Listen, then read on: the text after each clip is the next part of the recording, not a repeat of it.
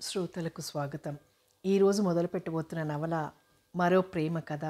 రచన మాదిరెడ్డి సులోచన గారు. అదో పల్లెటూరు.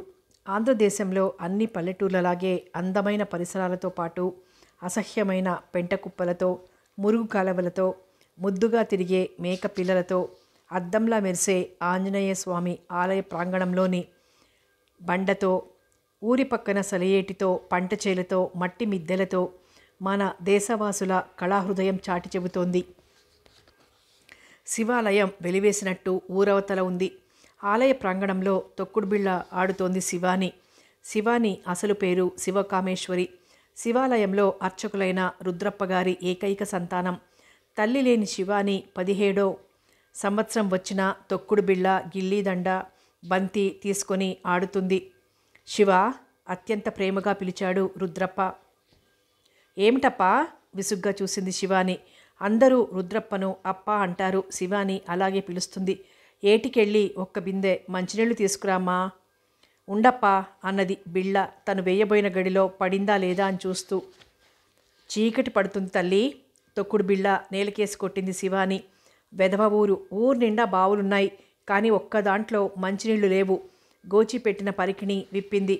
ఏమే సుశీల, రమణ, మీకు నీళ్ళొద్దా? అమ్మ అప్పుడే తెచ్చింది అన్నది సుశీల. మేం తెస్తే మా బామ్మ మడికి పనికిరావే అన్నది రమణ. ఆ మడేదో మా కుండి చావకూడదు. విసురుగా బిందె తీసుకుని బయలుదేరింది శివాని. రుద్రారంలో ఇంటికో బావి ఉంది. అదేం పాపమో గాని ఏ బావిలోనూ తాగే యోగ్యమైన నీరు లేదు. శివ, అబ్బా ఏమిటప్పా? వస్తూ వస్తూ పార్వతమ్మ దగ్గరికి వెళ్ళి నెయ్యి ఉంటే ఓ చిన్న గిన్నెడు ఇప్పించుకురా. అలాగే. శివాని కోపమంతా నడక మీద చూపిస్తూ 4th గేర్లో వెళ్లే బండిలా ఏటివైపు వెళ్ళింది. ఏటిలో బిందె ముంచుతూ క్షణం ఆ పరిసరాలకేసి పరవశంతో చూసింది. ఏటికి అవతలి వైపున బారులు తీరిన అశోక చెట్లు, సర్వి మొక్కలు, పడమటి దిశకు ప్రయాణం చేస్తున్న ఎండ బంగారు రంగులో అక్కడున్న మొక్కలపై పడి సగం నీడ సగం ఎండ గమ్మత్తుగా ఉంది. మత్తుగా చూసింది శివాని. ఆమె ఏకాగ్రత చెదిరిపోయింది. అంత మధురంగా పిలిచేది ఒకే ఒక వ్యక్తి. అతనే శ్రీకృష్ణ. అతను పార్వతమ్మ పెద్ద కొడుకు. అన్నది ఇటు తిరిగి. ఇద్దరి చూపులు ఒక్క నిమిషం పెనవేసుకుపోయాయి. వెంటనే విడిపోయాయి. శ్రీకృష్ణ శివాని వంక చూశాడు. ఎర్రని నేత పరికిణిపై పసుపు రంగు జాకెట్టు, తెల్లని వల్లెవాటు వేసుకుంది. జాకెట్టుకు పరికిణీకు మధ్యనున్న జానెడు పొట్ట తెల్లగా అందంగా కనిపించింది. పొడుగాటి జుట్టు అందంగా అల్లుకొని దొడ్లో పూసిన చామంతులు పెట్టుకుంది. చెవులకు ఆర్టిఫిషియల్ రింగులు, మెడలో నల్లదారం ఉన్నాయి. ఏం బావా అలా చూస్తావు? నువ్వు వద్దన్నావని బొమ్మలు దిద్దుకోవటం మానేశాను అన్నది బొంగమూతి పెట్టి. నీ బొమ్మలే తీర్చినట్టు వంగి ఉన్నాయి, ఇంకా దిద్దుకోవటం ఎందుకు అన్నాడు. సంపెంగ మొగ్గలా ఉన్న ముక్కు, దానిపై తళుకులీనుతున్న ఒంటిరాయి ముక్కు పొడక చూస్తూ. బిందె ముంచింది. ఎత్తుకోబోయింది. శ్రీకృష్ణ వచ్చి బిందెత్తాడు. బావా, మీ ఇంటి మీదుగా వెళ్ళాలి. ఏం రావటం ఇష్టం లేదా? ఎందుకు ఇష్టం లేదు? భుజంపై బిందె, చేతిలో నేతిగిన్నె పట్టుకుని ఎలా వెళ్ళాలి? ఏది నేతిగిన్నె? అతను చిత్రంగా చూశాడు. కిలకిలా నవ్వింది శివాని. మీ ఇంటికొచ్చి ఇప్పుడు అప్పు తీసుకోవాలి అన్నది. అతను ముందుకు పడే నీడల్ని గమనించసాగాడు. వేణునో లతనో పంపిస్తాను పదా. ఇద్దరు పార్వతమ్మ ఇల్లు చేరారు. అత్తోయ్, ఓ పార్వతత్త, నేతిగిన్నెడు నెయ్యి తీసుకురమ్మన్నాడు. మీ అన్న అర్చినట్టే పిలిచింది. నాకు చెముడు లేదే అమ్మా. ఆమె లోపలికి వెళ్ళి నెయ్యి తెచ్చింది. నేనిచ్చొస్తానమ్మా అంటూ శివానిని అనుసరించాడు శ్రీకృష్ణ. ఇద్దరు ఇంటికి వచ్చేసరికి చేరేసుకుని కూర్చున్నాడు రుద్రప్ప. ఇద్దరు ఇంట్లోకి వెళ్ళారు. శివాలయం వెనక భాగంలో 2 గదులు, హాలు, ముందు వసారా ఉంది. వెనక చిన్న పాక వేశారు. అక్కడ వంట చేసుకుంటాడు. ఆ పక్కనే మరో దడి కట్టుకొని స్నానాల గదిగా వాడుకుంటారు. శివాని బిందె దింపింది. శ్రీకృష్ణ ఉట్టి మీద నేతిగిన్నె పెట్టాడు. అతను వంటింటి వైపు దృష్టి సారించాడు. శివాని, శుభ్రం ఎప్పుడు నేర్చుకుంటావు? ఓ, నువ్వు ఆడంగి ముత్తయ్యలా శుభ్రం అంటుంటావు. మూతి ముడిచింది. అతను అటు చూసి ఆమె ముడిచిన మూతిపై చిటికి వేశాడు. ఆమె ముడుచుకుపోయింది సిగ్గుతో. శివాని, రేపు పొలం దగ్గరకు రా. బావా. వెనుతిరిగిన శ్రీకృష్ణ భుజం పట్టుకుంది. ఏమిటి బావా, నువ్వు 10వ తరగతి వరకు చదివావు కదా, పట్నం వెళ్ళి ఏదైనా ఉద్యోగం చేయకూడదు? మరి ఇక్కడ పొలాలు ఎవరు చూస్తారు? అయినా BAలు MAలు ఉద్యోగాలు లేక అవస్థపడుతున్నారు. అన్నది ముఖం గంటు పెట్టుకొని. శివాని, సుఖపడటానికి ఉద్యోగాలు డబ్బు కాదు ముఖ్యం. ఒక్కసారి నా భార్యగా నా ఇంటికి రా, మళ్ళీ పట్నం ఉద్యోగం అంటావేమో చూస్తాను. ప్రేమాభిమానాలంటే ఏమిటో, అనురాగానికి ఆఖరి అంచు ఏమిటో చూపిస్తాను. పోతున్నాను, గేదెలొస్తాయి, పాలు తీయాలి. ఆ మాటలు ఆమెకు కర్ణ కఠోరంగా వినిపించాయి. అతను అదేం గమనించకుండా నెత్తిమీద ఒకటిచ్చి ముందుకు సాగాడు. అతనితో పాటు అతని ఆలోచనలు సాగాయి. అతని తండ్రి భూస్వామి క్రిందే లెక్క. 5 పిల్లలను వదిలి ఆయన రాచకురుపుతో పోయాడు. 10వ తరగతి చదువుతున్న శ్రీకృష్ణ చదువు వదిలి వ్యవసాయం చేపట్టాడు. ఒరేయ్, ఎందుకైనా మంచిదిరా, ఆ పరీక్ష కాస్త రాయి అని రుద్రప్ప వెంటబడితే పరీక్ష రాసి పాస్ అయ్యాడు. అతనికిప్పుడు 25 సంవత్సరాలు. ఆ శివకామేశ్వరికి వయసు తక్కువ అని ఎవరైనా పరిహసిస్తే పార్వతమ్మ టక్కున జవాబు చెబుతుంది. ఆడపిల్లలు ఎంతలో ఎదిగిపోతారు చూస్తుండండి, మా కృష్ణుడికి పెద్దదవుతుందని అంటారు కొన్నాళ్లు పోతే. ఆమె అన్నట్లే శివాని బారుగా, పచ్చగా, బంగారు బొమ్మలా తయారైంది. కొందరి అందం కళ్ళల్లో ఉంటే శివాని అందం ఆమె ముక్కులో ఉంది.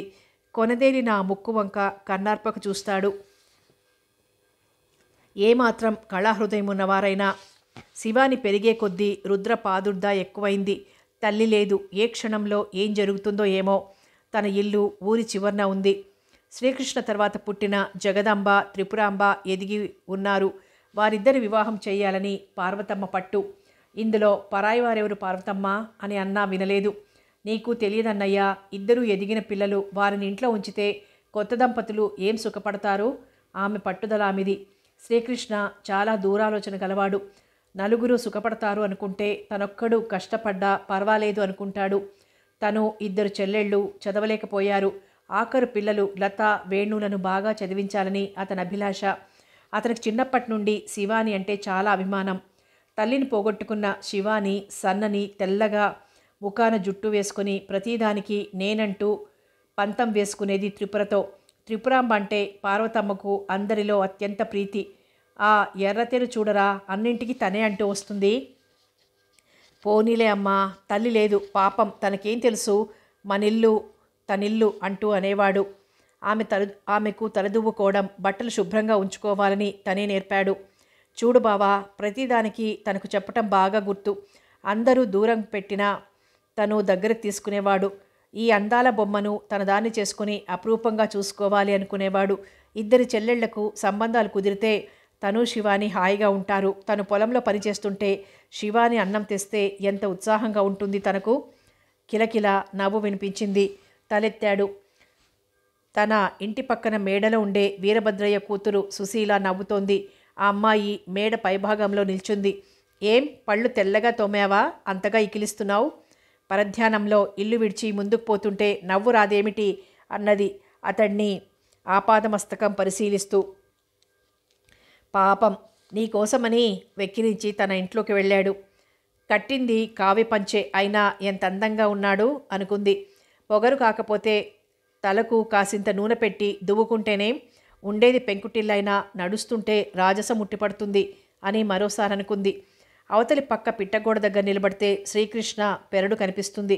మెల్లగా అటు వెళ్ళింది. నూతి గట్టు మీద కూర్చుని తల్లితో మాట్లాడుతున్నాడు. అస్పష్టంగా వినబడుతున్నాయి. మనమిచ్చే కట్నం ఎంతనిరా పెద్ద పెద్ద సంబంధాలకు వెతకటం? అమ్మా, నీ తొందర నీదే, కానీ నాకు కాస్త సమయము ఇవ్వవు. జగతికి 20 ఏళ్లే కదా. నీకు నేను చెప్పింది ఏది అర్థం కాదు. విసురుగా వెళ్ళి ఏవో పుస్తకాలు తెచ్చి అతని ముందు వేసింది. సుశీల తప్పు చేసిన దానిలా వెనక్కి తప్పుకుంది. రుద్రారంలో 7వ తరగతి వరకు ప్రభుత్వ పాఠశాల ఉంది. ఏరు దాటితే కొంపల్లె. అక్కడ high school, railway station, bus stand, cinema hall అన్నీ ఉన్నాయి. ఈ మధ్యే కొంపల్లె నుండి BA పాస్ అయిన సుందరమూర్తి రుద్రారంలో ఇంగ్లీష్ మీడియం బడి ప్రారంభించాడు. చిన్న పిల్లలతో పాటు ఊర్లో పెళ్ళీడుకెదిగిన అమ్మాయిలను చేరదీసి ఇంగ్లీష్ నేర్పుతున్నాడు. ఒక్క ఇంగ్లీషే కాదు, అతను చాలా విషయాలు చెబుతున్నాడు. ఆ రోజు చదవమనిచ్చిన పుస్తకం తీసింది. దాని నిండా ఆలింగనాలు, చుంబనాలు, దిగంబరులైన అబ్బాయి అమ్మాయి బొమ్మలున్నాయి.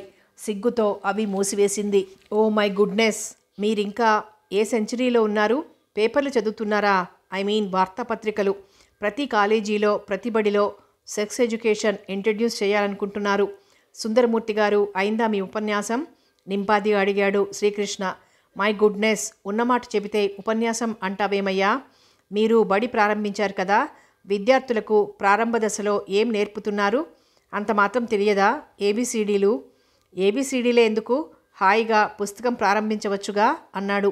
పుస్తకం ఏం కర్మ, షెల్లీ, కీట్స్ ప్రారంభించవచ్చు, కానీ వాళ్లకు అర్థమై చావదుగా. అసహనంగా చూశాడు సుందర్. అవునా? ఈ సెక్స్ పుస్తకాల విషయంలో ఈ పల్లెటూరు పిల్లలు అంతే. వారికి తమ చుట్టూ ఉన్న పరిస్థితులను, ప్రభావాలను గ్రహించే శక్తి లేదు. ఈ సెక్స్ ఎడ్యుకేషన్ ఏం నేర్చుకుంటారు? అంత అభివృద్ధి సాధించిన వాడు, సంతోషించే వారిలో మొదటివాడిని నేను. మరిప్పుడేమంటావు? అక్షరజ్ఞానం కలిగి ఎటూగాని దశలో ఉంది వారి మేధ. ఈ పత్రికలు ఉద్రేకం కలిగించి రెచ్చగొట్టి వారి జీవితాలను పక్కదారి పట్టిస్తాయి. ఓ మై గుడ్నెస్, మనమెంత వెనకబడి ఉన్నాం. ఆకలైతే అన్నం తినమా, దాహమేస్తే నీళ్లు త్రాగమా? అట్లాంటిదే ఈ సెక్షువల్ ఆర్ట్. నిజమే, ఆకలికి అన్నం తిన్నట్టే కోర్కెలు తీర్చుకున్న అమ్మాయిని నీ భార్యగా స్వీకరించగలవా? Don't talk rubbish. శ్రీకృష్ణ నవ్వాడు గంభీరంగా. చూసావా, ఆ ఊహే భరించలేకపోతున్నావు. మన జీవితాలలో జరిగే ఏ మార్పైనా సాంఘిక, రాజకీయ, ఆర్థిక విధానంపై ఆధారపడి ఉంటుంది. అది కాదు, అమ్మాయి చెడిపోయిందని కాదు, నలుగురిలో తిరిగితే నానా రోగాలు వస్తాయి. అందుకే ఒక వ్యవస్థ, పద్ధతి పెట్టారు. విద్య విజ్ఞానాన్ని పెంపొందించి మన దేశ పరిస్థితులేమిటి, విదేశ పరిస్థితులు ఏమిటి అని విశ్లేషించి చూడగలగాలి. కానీ అజ్ఞానంతో అందని వాటికి అరులు చాచకూడదు. ఇంతకీ ఏమంటారు? అనేది ఏమీ లేదు. అమ్మాయిలకు నువ్వు బోధించిన ఆంగ్ల భాష చాలు కానీ ఈ రోజు నుండి క్లాసులొద్దు హెచ్చరిస్తున్నట్లుగా అన్నాడు. వ్యతిరేక్తత చూపబోయి కండలు తిరిగిన శ్రీకృష్ణ శరీరం చూసి వెనక్కి తగ్గాడు. శ్రీకృష్ణ చరచర పొలం వైపు నడక సాగించాడు. అతని మనసంతా చేదు మాత్రం మింగినట్టుంది. తను చెల్లెళ్ల వివాహాల కోసమని ఎంత శ్రమపడి పైసా పైసా కూడబెడుతున్నాడు. అబ్బాయి కృష్ణయ్య, వీరభద్రయ్య ఎదురొచ్చాడు. ఏం మామా? ఏం లేదురా, మా జీతగాళ్ళు ఇంకా దుక్కి దున్నలేదు. గోధుమలకు అదునుందంటావా? ఈ 4 రోజుల్లో విత్తాలి మామా, నవంబర్ దాటితే లాభం లేదు. ఏందోరా, మంటెకైనా ఇంటోడు అన్నారు. ఆయన నిట్టూర్చాడు. భద్రయ్య మామ, ఓ మాట చెబుతాను విను. రేపు నాకేం పని లేదు, మీ పొలం వైపు వస్తాను, మీరు రండి, విత్తేద్దాం. ఎకరానికి 40 కిలోలు సరిపోతాయంటావా? సరిపోతాయి మామా అన్నాడు. అతను పొలం వెళ్ళి అక్కడ తాళ్లు పేనుతున్న జీతగాళ్లను చూసి వచ్చి పాకముందు కూర్చున్నాడు. కార్తీక మాసం వెళ్ళిందేమో, చలి ముదురుతోంది. ఎండలో కూర్చున్నంతసేపు వేడిగా ఉంటుంది, నీడకు రాగానే చలిగా ఉంటుంది. లేచి పాకలోకి వెళ్ళాడు. ఈత చాపపై పడుకున్నాడు. అతని ఊహలు ఆకాశాన్ని అంటుతున్నాయి. కొంపల్లెలో టీచర్గా పనిచేస్తున్న శంకర్కు జగదాంబనిచ్చేసి కొంపల్లెలో తన పేరునున్న 5 ఎకరాల పొలం రాస్తే సరిపోతుంది అనుకున్నాడు. తండ్రి హరిజనులకు, ఊరి పెద్దలకు మధ్యవర్తిత్వం వహించి కోర్టుకు వెళ్లకుండా రాజీ కుదిర్చాడు. పొలాల తగాదాలో అందరూ సంతోషించి 5 ఎకరాలు ఇచ్చేశారు తండ్రికి. తల్లికి పొలం, ఆడపిల్లలకి ఇవ్వటం సుతారాము ఇష్టం లేదు. అతని కళ్ళు మూతలు పడ్డాయి. జగదంబ వెళ్ళగానే తన చేయి పట్టుకుని ఇల్లాలుగా వచ్చిన శివాని తన హృదయంపై సేద తీరుతుంది. శివాని, బావా. ఆ గొంతు తన హృదయం నుండి ఎంత సజీవంగా పలుకుతుంది. నేనంటే నీకిష్టమేనా? పో బావా. శివాని తనను ఆక్రమించుకుంది. అతని అణువణువు ఉద్రిక్తమైంది. సన్నని జ్వాల హృదయాన్ని దహించివేయసాగింది. అబ్బా శివాని, ఈ ఎడబాటు భరించలేను. భరించమని ఎవరడిగారు బావా? అతని చెంపలకు వెచ్చటి ఊపిరి తగిలింది. మైకం వదిలిపోయిన వాడిలా కళ్ళు విప్పాడు. అతడిని పూర్తిగా ఆక్రమించుకున్నది శివాని. అది ఊహ కాదు, నిజం. అతను ఆమె వీపుని చుట్టున్న చేతులు తీసి ఆమెను తన నుండి దూరం చేశాడు. బావా. మైకం కమ్మినట్టు అతనిపై మళ్ళీ వాలిపోయింది. ఆమె చేతులు అతని మెడ చుట్టూ పడ్డాయి. శివాని, ఏమిటిది? ఆమె చేతులు విడిపించాడు. ఏమిటో ఏమో నాకు తెలియదు బావా. నువ్వు కావాలి, నువ్వు కావాలి. చెప్పలేక వెక్కి వెక్కి ఏడ్చింది. ఆమెలోని కోర్కెలు అగ్నిజ్వాలలా శరీరమంతా వ్యాపించి దహించి వేస్తున్నాయి. ఆమె ఇందాక చూసిన పుస్తకంలో బొమ్మలు, వాటి క్రింది వాక్యాలు గుర్తుకొచ్చాయి. నిలువెల్లా వణికిపోయింది. శివాని, ఏమైంది నీకు ఈరోజు? అతను తనను తాను సంభాళించుకొని అడిగాడు. బావా, పెను తుఫాన్లో అల్లల్లాడే లతలా ఉందామె వైఖరి. మళ్ళీ అతడిని పెనవేసుకుపోయేదే. కానీ జీతగాడు రావటం చూసి ఆగిపోయింది. అయ్యా, దుక్కి తయారు కాలేదట. మనదో నాగలి కావాలంటున్నారు ఈ ఈరభద్రయ్య. ముత్యాలు అడిగాడు. తీసుకువెళ్ళు. మళ్ళీ మనకు అవసరం రాదా ఏం? పాక బయటికొచ్చాడు. ముత్యాలు వెళ్ళిపోయాడు. శివాని శివమెత్తిన దానిలా అతన్ని పిలిచింది. బయటికి రా శివాని, ఎండ ఎంత బావుందో అన్నాడు. కాళ్ళు నేలకేసి కొడుతూ వచ్చింది. నన్ను పొలం ఎందుకు రమ్మన్నావు? నీకు ఓ విషయం చెప్పాలని పిలిచాను. ఏం, ఇంటి దగ్గర చెప్పకూడదా? శ్రీకృష్ణ నవ్వాడు ఆమె కోపం చూసి. శివాని, నువ్వు గొంతులో మైకమర్చుకుని పుట్టావు. చుట్టుపక్కల వారు మన వాదం వింటే వివాహం కాకముందే దెబ్బలాడుతున్నామని ప్రచారం చేస్తారు. శివాని తెల్లబుగ్గలు ఎరుపు రంగుకు మారాయి. కాస్త గొంతు తగ్గించు. ఇక్కడ తగ్గించకపోయినా పర్వాలేదు. ఈ రోజు నుండి మీ ఇంగ్లీష్ పాఠాలుండవు. నువ్వు వెళ్ళకూడదు. ఏమి ఎందుకుండవు? అతను చెప్పే పాఠాలు ఎలా ఉన్నాయంటే క్రింది మెట్టుపై ఉన్నవాడు ఒకేసారి పైమెట్టు ఎక్కాలన్నట్టున్నాయి. అలా ఎక్కబోతే పడిపోతావు, పండ్లు రాలిపోతాయి అన్నాడు. చీపో, నీకేం తెలియదు. శివాని మూతి తిప్పి గబగబా ఇంటిదారి పట్టింది. శ్రీకృష్ణ నిట్టూర్చాడు. అతను కంటున్న కలలు చెదిరిపోయాయి. శివానిని చూస్తుంటే అతనికేదో శంకలు బయలుదేరాయి. అయినా ఆమెపై కోపం రావటం లేదు. ఆ ఊర్లోనే అంత పొడవు జడ ఎవ్వరికీ లేదేమో. ఆమె నడుస్తుంటే కదులుతోంది. ఎన్నోసార్లు కొందరు అసూయగా ఆ జడ గురించి అనుకోవటం తనకు తెలుసు. ఏం ఒళ్ళుపై తెలియదే పిల్లకు ఆ జడ తిప్పటం, ఆ వేషాలు చూడు. జడ ఉంది కాబట్టి తిప్పుతుందే. ఎందుక? జడ మగడిని ఉరివేస్తుందా? అబ్బెబ్బే, అదేం కాదు. సూరమ్మత్త అధిక ప్రసంగం చేసిన వారిని కొరడా దెబ్బలు వేస్తుందట. ఆ కొరడా కోసం జడ పెంచుతోంది. నవ్వుతూ అంటించేవాడు శ్రీకృష్ణ. చేసుకునే మగడివి కొరడా దెబ్బలు తింటావో కొంగున ముడిపడతావో మాకెందుకు అని వెళ్ళిపోయేవారు. అంతటి అపురూప సౌందర్యవతి తనది అనుకుంటే ఎక్కడలేని గర్వం వచ్చింది అతనికి. అయ్యగారండి, సర్పంచ్ గారు ఎడ్లను చూడటానికి రమ్మంటున్నారు అని జీతగాడు వచ్చి చెప్పాడు. పద, అతని వెంట పంచాయతీ ఆఫీస్కు వెళ్ళి ఎడ్లను చూసి తీసుకోమని చెప్పి పొలాల గురించి ఎరువుల గురించి మాట్లాడుతుండగానే చీకటి పడింది. హరహర మహదేవ శంభో శివశంకర అభయంకర అనుకుంటూ రుద్రప్ప వచ్చాడు. మళ్ళీ కలుస్తానండి. శ్రీకృష్ణ లేచి మేనమామకెదురు వెళ్ళాడు. ఏమిటి మామయ్య, ఎక్కడికి? మీ ఇంటికేరా.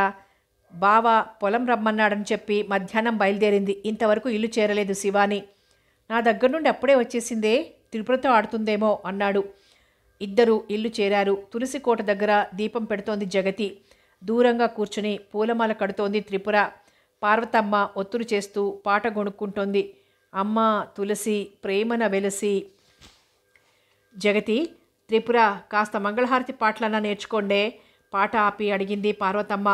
వీళ్ళిద్దరూ పాట నేర్చుకొని ఏదైనా పేరంటంలో పాడితే అందరూ లేచిపోవాల్సిందే అన్నట్టు ఆ ఆదిశక్తి ఏది? కాముడా ఇక్కడికి రాలేదు అన్నది పార్వతమ్మ. వెనకే వస్తున్న రుద్రప్ప అక్కడే నిలబడిపోయింది. ఎవరు? అన్నయ్యా. రారా. పార్వతి లేచింది. ఈ పిల్ల ఎక్కడో చూసొస్తానో. ఇదిగో నా మీదొట్టే, పిల్లలు చూస్తారు రా. ఆమె బలవంతం చేసింది. అతనొచ్చి కూర్చున్నాడు. జగతి, నువ్వు సుశీల ఇంట్లో చూడు, త్రిపుర వెళ్ళి సుందరమూర్తి ఇంట్లో చూసొస్తుంది అని తను బయలుదేరాడు. శ్రీకృష్ణ ఊరు దాటి కాలిబాటన నది చేరుకున్నాడు. అతని ఊహే నిజమైంది. నది ఒడ్డున బండ మీద కూర్చొని నీళ్లల్లోకి రాళ్లు రువ్వుతోంది శివాని. శివాని. ఆమె ఉలిక్కిపడ్డట్లు వెనక్కి తిరిగి చటుక్కున లేచింది.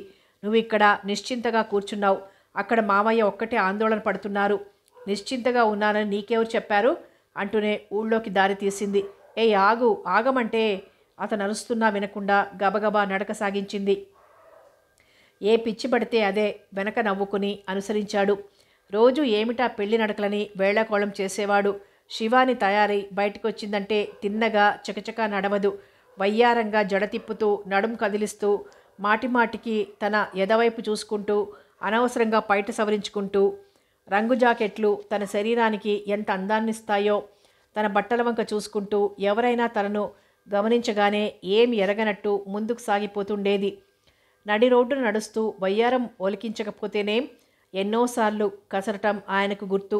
అలాంటిది త్వరగా నడుస్తుంటే ఏదో తీవ్రంగానైనా ఆలోచిస్తుండాలి, లేదా కోపమైనా వచ్చుండాలి అనుకున్నాడు. మాట పలుకు లేకుండా ఇద్దరు శ్రీకృష్ణ ఇల్లు చేరారు. కృష్ణ తనను వెతుక్కుంటూ వచ్చాడంటే తప్పకుండా తండ్రి వాళ్ళింట్లోనే ఉంటాడని శివానికి తెలుసు. ఎక్కడికి వెళ్ళావమ్మా? ఏట్లోకి. ఏట్లోకి కాకపోతే కాట్లోకి వెళ్ళు. ఆ పెద్దాయనని ఎందుకే ఏడిపిస్తావు? ఎంత ఒట్టంటే అంత ఒట్టన్నయ్యా, ఇది కాపురం చెయ్యదు. పార్వతమ్మ దుమదుమలాడింది. నీ ఆరడికి నేనే కాదు, ఏ కోడలు కాపురం చెయ్యదులే అత్తా, టఫీమని జవాబిచ్చింది శివాని. చాలే, భోజనం చేద్దామా అమ్మా? 5 నిమిషాలు ఆగరా, మామయ్యకు కాస్త మెత్తగా అన్నం వండుతున్నాను అన్నదామె. శ్రీకృష్ణ బావి దగ్గరికెళ్ళి స్నానం చేసొచ్చాడు. శివాని మాట పలుకు లేకుండా అతడినే గమనిస్తోంది. ఏ ఒట్టంటే ఆ ఒట్టన్నయ్యా, నాదేం లేదు. జగతి పెళ్లిలోనే ఆ 3 ముళ్ళు వేయిస్తే.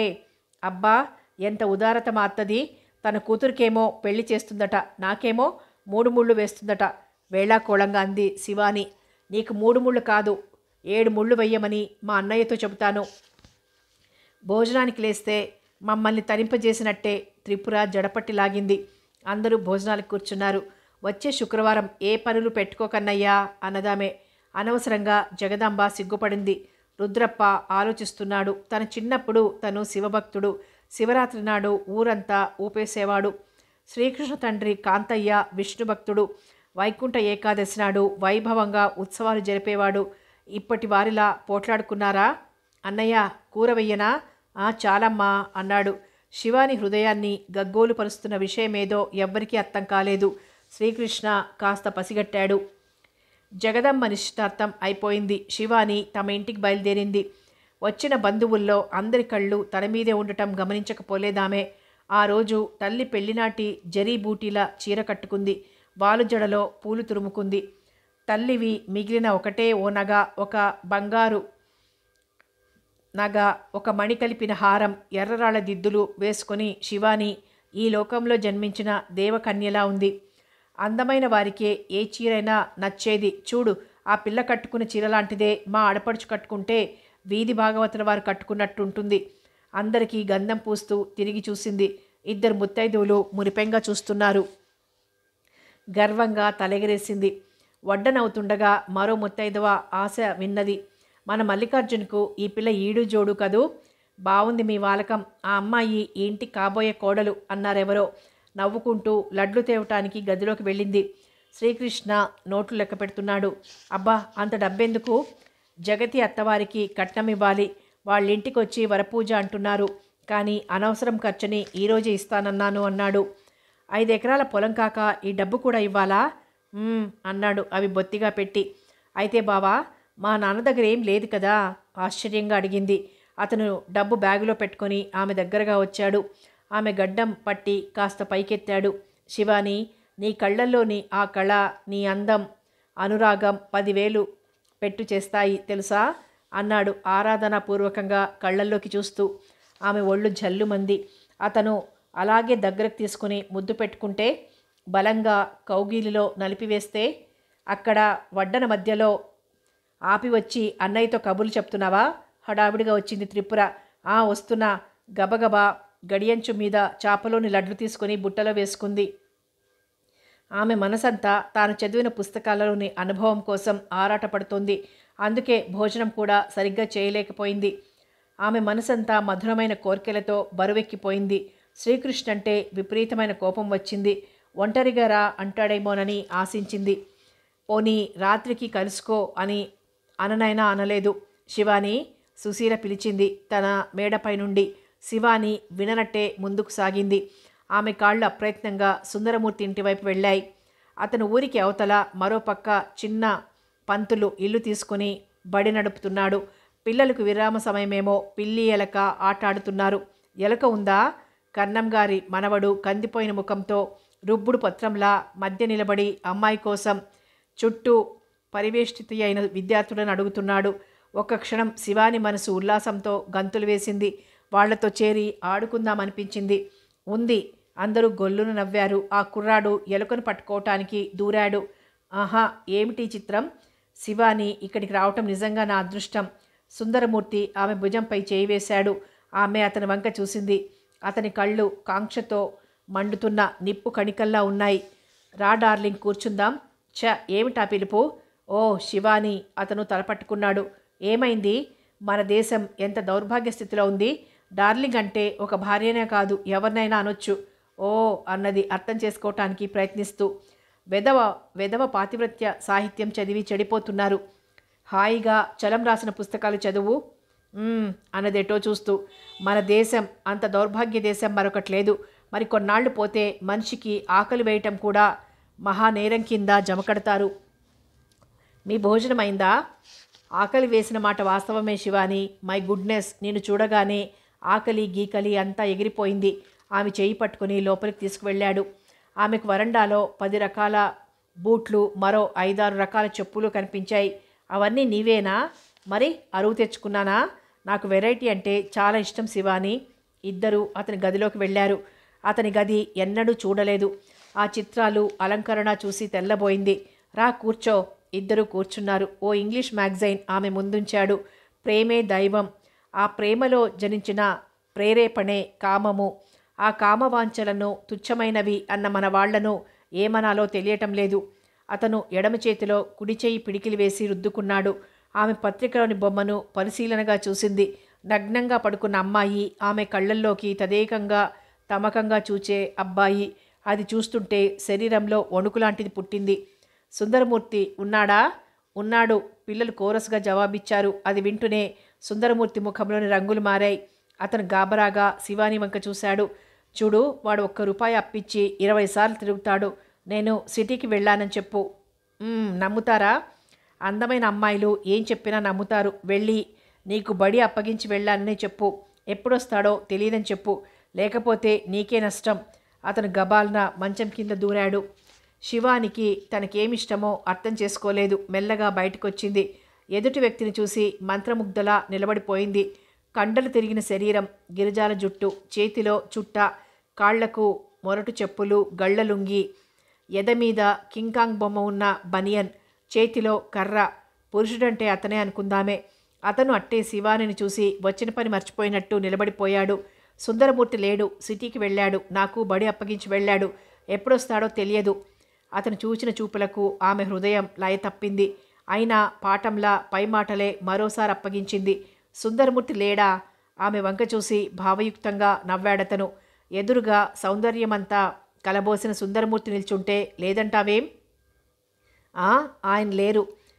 ఉన్నప్పుడొస్తాను. వీడి షోకులు మాడిపోను. అప్పు చేసి పప్పు కూడని ఎన్ని జతల జోళ్ళో. అతను చుట్ట వెలిగించుకుని వెళ్ళిపోయాడు. శివాని నడిచిపోతున్న అతని విగ్రహాన్ని చూస్తోంది. సార్, సిటీకి వెళ్తే మేమింటికి వెళ్ళిపోమా? అన్నదెటో చూస్తూ. అక్కడ ఆడుతున్న 15-20 మంది పిల్లలు బిలబిలమంటూ వెళ్ళిపోయారు. 5 నిమిషాలు గడిచాయి. ఆ వెళ్ళిన పురుషుడి తాలూకు ఆలోచనలు శివానిని వదల్లేదు. అబ్బా, దొంగ సచ్చినాడు. మంచం క్రింద బూజంతా షర్టును పాడు చేస్తే దులుపుకుంటూ వచ్చాడు సుందరమూర్తి. ఎవరతను? వాడా పరమ దరిద్రుడు. దరిద్రుడైతే నీకెలా అప్పిస్తున్నాడు?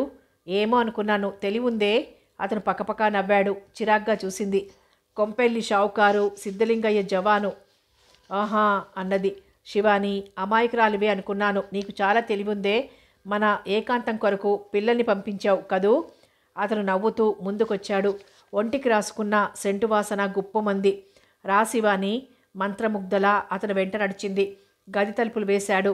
మనసు ఎదురు తిరుగుతున్న శరీరం ఏదో కావాలని, ఏమో అయిపోవాలని కోరుకుంటోంది. ఆమె దృష్టి ఇందాక తను వదిలివేసిన బొమ్మపై పడింది. అక్కడే నిశ్చలంగా ఆగిపోయింది. సుందరమూర్తి చూశాడు. ఓ పోజులో నువ్వంతకంటే అందంగా ఉంటావు. నిలువుటద్దం తెచ్చి ఆమె ముందుకు జరిపాడు. చిచి, మై గుడ్నెస్, నీ అందం నువ్వు చూసుకోవటానికి చీచి పోపో అంటావేం? అతని ఊపిరి వెచ్చగా తాకుతోంది. అతనికి శరీరం అప్పగించి శిల్పసుందరిలా నిలబడిపోయింది శివాని. బాగా ఆలోచించు శివాని. మన దేశంలోనే ఈడు జోడు అంటూ గొడవ. పాశ్చాత్య దేశాలలో సుఖం చూసుకుంటారు. శ్రీమతి కెనడీ ఏం చేసింది? ఒనాసిస్ను ఎందుకు వివాహం చేసుకుంది? కేవలం డబ్బు కోసం. అతనికి పిల్లలు లేరా? పిల్లలు లేరు. రేపు నీతో తగ్గు పెట్టుకోవడానికి దాయాదులు కూడా లేరు. నువ్వు ఈ చుట్టుపక్కల ఎక్కడైనా అడుగు. ఆయనంత పెద్ద షావుకారు ఉన్నారేమో. వాళ్ళ నాయన కోటికి పడగెత్తాడట. అందుకు సన్మానించి సలాములు చేశారు. ఈనాడు 1,25,00,00,000 అయి ఉంటుంది. అబ్బా, మా బావ బట్టలు మోటు అనుకుంటే ఈయన పేరు మోటే. సిద్ధలింగయ్యట. సిద్ధలింగయ్య. మూతి తిప్పింది. ఓ డియర్, నువ్వు సిద్ధేశ్వరన్ పిలువు. అక్కడ సకల భోగాలుంటాయి. నీ ప్రత్యేకమైన కోరికలు తీర్చడానికి నాలాంటి వారు ఉండనే ఉన్నారు. నాన్న ఏమంటారో. నాన్న అంటారని, అత్త ఏడుస్తుందని కోరికలు చంపుకుంటామా? మనం మన కోసం బ్రతకాలి శివాని. అది కాదు. ఆమెకు అయోమయంగా ఉంది. మీ బావను చేసుకుంటావు, ఏముంది? బాధ్యతలు, బంధాలు, పెళ్ళిళ్ళు, పేరంటాలు, సంవత్సరానికి 2 చీరలు, ఓ పురుడు. నాకేదైనా పుస్తకం ఇవ్వు, నేను వెళ్ళిపోతాను కాస్త చిరాగ్గా అంది. అతను 2 పుస్తకాలు ఇచ్చాడు. అవి తీసుకుని వెనుతిరిగి చూడకుండా ఇంటికొచ్చింది. ఒకటి చలంది, రెండవది ఎవరో డిటెక్టివ్ కథలు రాసే అభయంకర్ది. పేరు చూసింది. హాయ్ నా రాజా. అది చదివింది. చలంది పూర్తిగా చదవలేకపోయింది. పచ్చి శృంగారం, ఒళ్ళు వేడెక్కించే వర్ణనలు. అందులో హీరోయిన్ పెద్ద స్మగ్లర్, ధనవంతురాలు, తన చేతి కింద పనిచేసే వారిలో అందమైన మగవారిని పిలిపించుకుంటుంది. అందరూ ఆమెను దేవతలా చూస్తారు. ఎందుకు? డబ్బుందనా? అవును, అంతే. శివాని బుర్రకు సుందరమూర్తే వేదాంతం బాగా పట్టింది. వివాహ వ్యవస్థే హంబగ్ అన్న నిర్ణయానికి వచ్చింది. అవును, నాకు తృప్తి కావాలి. భయం ఎందుకు? ఎవరిని మోసగించటం లేదు. తన తృప్తి కోసం తను బ్రతకాలి. శివాని, మంచినీళ్ళు తెద్దాం, వస్తావా? సుశీల వచ్చింది. ఆమె ఏకాగ్రత చెడిపోయింది. ఏం తల్లి, మీ అమ్మ తీసుకురాలేదా? అమ్మకు తలనొప్పట, పడుకుంది. వస్తావా రావా? ఎప్పుడైనా తెచ్చేదే, పద. తన చేతిలోని పుస్తకాలు దిండు కింద దాచేసింది. బిందె తీసుకుని సుశీల వెంట బయలుదేరింది. వచ్చే ఆదివారమేనట జగతి పెళ్ళి, తెలుసా? అన్నది పరధ్యాసగా. నువ్వు బొత్తిగా అటు రావడం మానేశావేం? ఊరికేనే అన్నది స్వేచ్ఛగా ఎగిరే పక్షుల వంక చూస్తూ. అబ్బా, ప్రకృతిలో అందరికీ స్వేచ్ఛ, ఒక్క మనుషులకి తప్ప అనుకుంది. మీ బావ ఇల్లు బాగు చేస్తున్నాడే? అన్నది సుందరమూర్తితో హద్దుమీరాక. శివాని హృదయంలో చిన్న భయం పొర బయలుదేరింది. అతన్ని చూడాలంటేనే జంకుగా ఉంది. పని చేయించటం కాదే, చేయటంలో కూడా గొప్పే. పని చేయటం ఘనకార్యమా? కూలికి డబ్బులు పారేస్తే చేస్తారు అన్నది నిరసనగా. శివాని ఊహలు ఏరు దాటి అవతలి ఊరు షావుకారు ఇంటివైపు మళ్ళాయి. పెద్ద బంగళా, కారు, నౌకర్లు, చాకర్లు, పట్టుచీరలు, 7 వారాల నగలు. అక్కడి స్వేచ్ఛా జీవితం అచ్చం ఇందాక తన పుస్తకంలో చదివిన కథానాయికలా ఉంటుంది. సుశీల చిత్రంగా చూసింది నేస్తం వంక. అదిగో మీ బావ వస్తున్నాడు. ఉలిక్కిపడి చూసింది. సుశీల కిలకిలా నవ్వింది. ఏడి?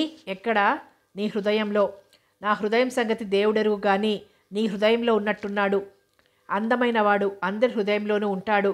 సుశీల పరిహాసానికన్నా నిజంగానే శ్రీకృష్ణ ఎవరితోనో మాట్లాడుతూ వస్తున్నాడు. శివాని వాళ్ళ దగ్గరకు వచ్చాక అతనితో వచ్చిన వారు చీలిపోయారు. శివాని కొంటెగా నవ్వింది. ఏమిటి కదా? కథ కాదు బావా, సుశీల హృదయంలో ఉన్న నువ్వు ఇక్కడికెలా వచ్చావని ఆశ్చర్యపోతున్నాను. నేనా? సుశీల హృదయంలోనా? ఆశ్చర్యంగా చూశాడు. అందమైన వారిని హృదయంలో పెట్టుకోవాలట. నవ్వుతూ అంటే శివాని భుజం మీద చరిచి సుశీల పరిగెత్తిపోయింది. శివాని విరగబడి నవ్వింది. కృష్ణ ఇబ్బందిగా చూశాడు. ఈ అందమైన రూపానికి సరిపడా గొంతు పెట్టకూడదు? గొంతులో కంచుగంట ఉన్నట్టు గణగణమంటుంది. వెళ్ళు వెళ్ళు అన్నాడు ముందుకు సాగుతూ. ఏం బావా, ఒట్టి బండ, చలనం లేని రాతి బండ అనుకుంది. ఏకాంతం కల్పించిందే సుశీల. ఒక్క ముద్దులైనా పెట్టుకోకూడదు అనుకుంది మరోసారి. మంచినీళ్ళు తీసుకొస్తూ శ్రీకృష్ణ ఇంటి మీదుగా వెళ్లారు. వాకిట్లో ఉన్న పార్వతమ్మ మేనకోడల్ని చూసింది. ఏమే నల్లపూసైపోయావు, వేణుని పంపుదామనుకుంటున్నాను అన్నది. ఓహో, కాబోయే కోడలు ఇప్పటినుంచి పనిచేస్తే గాని తృప్తి ఉండదు కాబోలు. ఏ ఒట్టంటే ఆ ఒట్టమ్మా. ఈ పిల్లకునంత పొగరు ఎవరికీ లేదు. ఏమిటమ్మా, చిన్నపిల్ల, తనకేం తెలుసు? ఏం పని మిగిలిపోయిందో చెప్పు. శ్రీకృష్ణ వచ్చాడు. విననట్టే బయటికొచ్చింది శివాని. జగదంబ కోసమైనా వెళ్ళక తప్పలేదు. జగదంబ వివాహం ఉపాధ్యాయుడిగా పనిచేస్తున్న శంకరంతో వైభవంగా జరిగింది. వివాహ సందర్భంలో శ్రీకృష్ణ వరుసకు బాబాయ్ అయ్యే అతడిని వెతికి పట్టుకొని కన్యాదానం చేయించాడు. అప్పుడు అందరూ అడిగారు శ్రీకృష్ణ వివాహం గురించి. ఎరిగిన కోడలు ఉండనే ఉంది. కొడుకు వివాహం చేస్తే హాయిగా వాళ్లే కన్యాదానం చేసేవారుగా అన్నారు. ఒట్టు, నాకు తోచలేదు. త్రిపుర వివాహం వాళ్లే చేస్తారు అన్నది నిశ్చింతగా. చిన్నవాడైన శ్రీకృష్ణ సమర్థతకు అందరూ ఆశ్చర్యపోయారు. అతను అందరితో పాటు శివానికి కూడా చీర కొనుక్కొచ్చాడు. బొట్టు పెట్టి పార్వతమ్మ చీర చేతిలో పెడితే ముఖం తిప్పుకుంది. ఈ చీర ఎవరికైనా పెట్టుకోత్తయ్యా, ఇంత మందపాటి చీర నేను మోయలేను. దెబ్బతిన్నట్లు పార్వతమ్మ కొడుకు ఆరాధన తను ఎరగంది కాదు. నెమలికంఠం రంగుకు చీర పువ్వు రంగు బార్డర్తో తీర్చినట్లున్న పోచంపల్లి మెర్సిడైజ్డ్ చీర.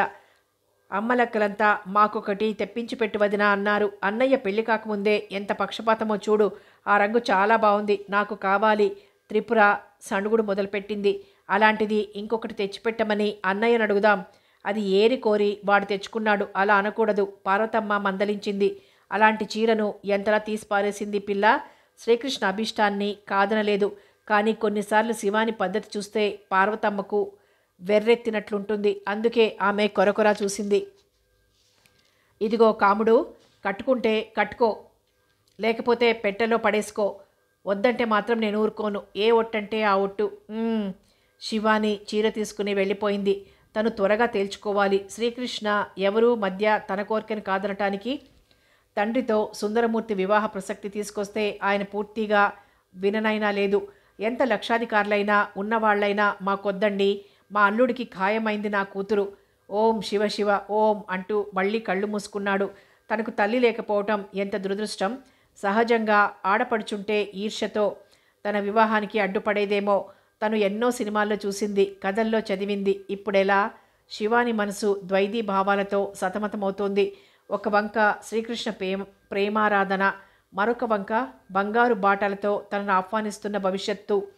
అన్యమనస్కంగా చీర తెచ్చి పెట్టెలో పడేసింది.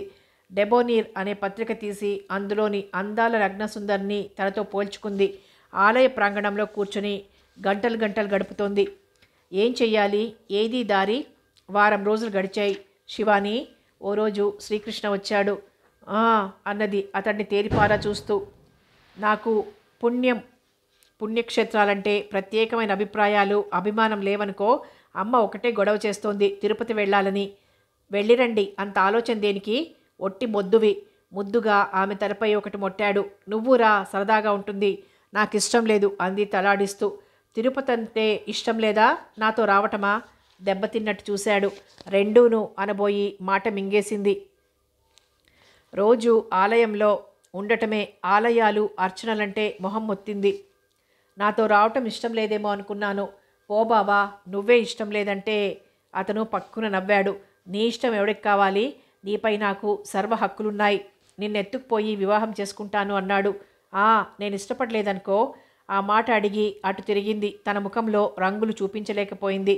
పోబోయ్, నువ్వు ఇష్టం లేదంటే ఊరుకునేదెవరట? అయినా నా ఎదురుగా నిన్ను వివాహం చేసుకునే వెదవకి ఎన్ని గుండెలుండాలి అన్నాడు తమాషాగా. నాకిష్టం లేదని చెప్పానుగా. ఏది? ఇటు చూసి ఆ మాటను. నీకేం కావాలో నీకు తెలియదు శివాని. నువ్వు ఇంకొకరి దగ్గర ఉంటావనని నేను అనుకోవటం లేదు. నన్ను ఇష్టపడకపోయినా ఎందుకు పడలేదన్నది నాకు తెలుసు. ఏం తెలుసేం? తెలకపిండి కాదు, నీ గుండె. ఆమె తలపై మొట్టాడు. నీకు నా దగ్గర డబ్బు లేదని, నేను పల్లెటూరు వాడినని నిరసనగా ఉండొచ్చు శివాని. డబ్బు సంపాదించగలం, పోగొట్టుకోగలం. అర్థం చేసుకుని ఆదుకునే అమృత హృదయం కావాలి. నీది అమృత హృదయం అంటావు. వాగుడు ఎక్కువైంది. అతను నవ్వాడు. ఆ మాత్రం ఒక్క క్షణం గుండె లోతుల్ని తాకి వస్తోంది. ఒక్కసారి నా సహచర్యంలో ఉన్నావంటే ఆ స్వర్గం నుండి విమానం వచ్చినా వెళ్ళవు చూడు అన్నదేటో చూస్తూ. తిరుపతి వెళ్దాం పదా. ఇప్పుడే నాకు స్వర్గం చూపిస్తానన్నావు. మళ్ళీ మీ అమ్మలా అందరితో కలిపి యాత్ర అయిందనిపిస్తావా? నిజంగా తెలివి ఎక్కువైంది నీకు. నవ్వి ఆమెను చటుక్కున దగ్గరకు లాక్కొని కొత్తగా తమకంగా చూసి నుదురు చుంబించి వదిలాడు. మనిద్దరం వెళ్ళాలి. అవును, అన్ని సమస్యలు ఇక్కడే వదిలి మన కోసం వెళ్ళాలి అన్నాడు. స్వప్నావిష్టుడిలా ఉన్న అతడిని రెచ్చగొట్టడం భావ్యం కాదనిపించింది. అతనుండగా తనకు మరొకరితో వివాహం జరగడం అసంభవమేనని తేలిపోయింది. ఆమె క్రింది పెదవి పంటి క్రింద నొక్కిపట్టి నిల్చుంది. అతను ఆమె భుజం తట్టి వెళ్ళిపోయాడు. కథ కొనసాగుతుంది.